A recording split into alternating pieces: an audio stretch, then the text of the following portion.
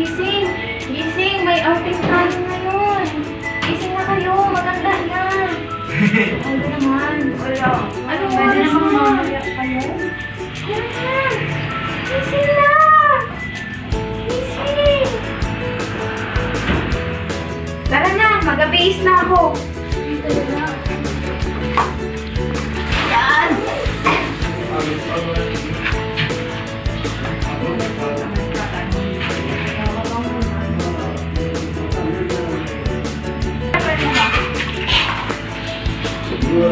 Yung bag ko!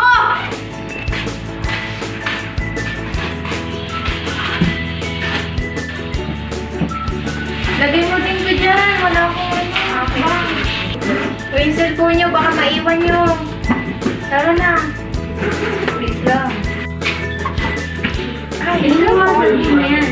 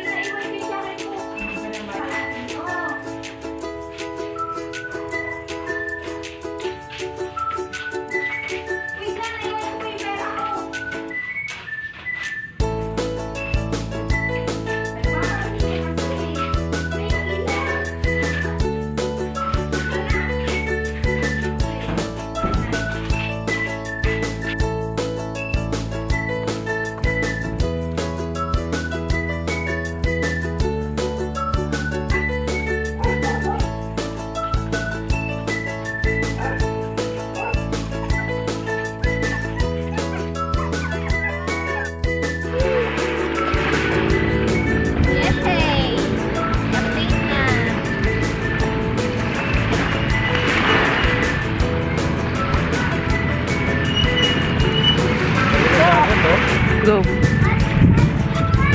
Selfie!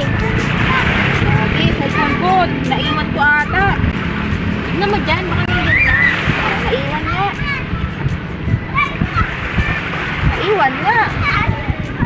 Ano pa ka? Kanina pa tayo ay. Huli-huli ka naman ay. Hintay ko pa kayo mga. Ay, sus, dalian mo. Ay, kanina pa. Dalian mo. Ay, ayusin mo pa rin.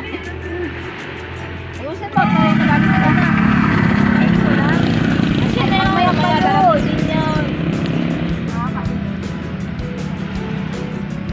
Para si Rose, oh. Kaya ka na. Hindi ka makapaghintay? Ano mo, nag-traveling pa? Hindi ka makapaghintay. Bangga ko to. Sige, bangga mo. Hintayin mo kasi ako, hindi ka makapaghintay. Bangga ko to eh. Bangga mo.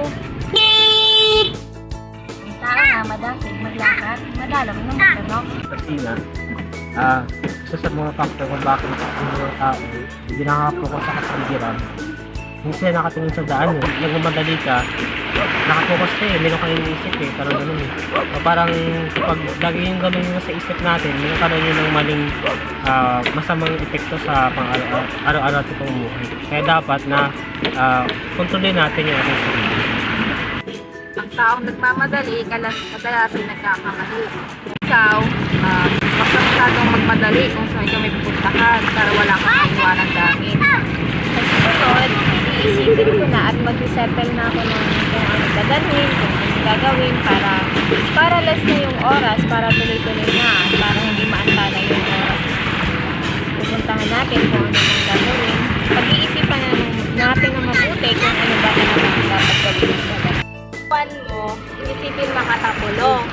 Kumbaga before ka umalis sa bahay i-check mo nang paulit-ulit yung gamit mo. If nandun ba yung mga kailangan mo. Hindi yung i-check mo lang yung gamit mo kapag nandun ka na sa pupuntahan mo na ikaw. So sa susunod pala, titignan ko yung mga lagayan ko kung nailagay ko ba yung mga gamit ko para hindi na ako maghahanap mo sa isang lugar kasi nawawala na yung gamit ko. Yes. Disgrasya ang masakit. Kaya sa panahon ngayon, kailangan natin mas maging maingat at maging valid sa ating sarili para makaiwas tayo sa disgrasya at susunod, kailangan mo nang pakalmahin ang sarili bago mag-desisyon. Kailangan mo munang isipin kung ano yung desisyon na gagawin mo para hindi humantong sa disgrasya.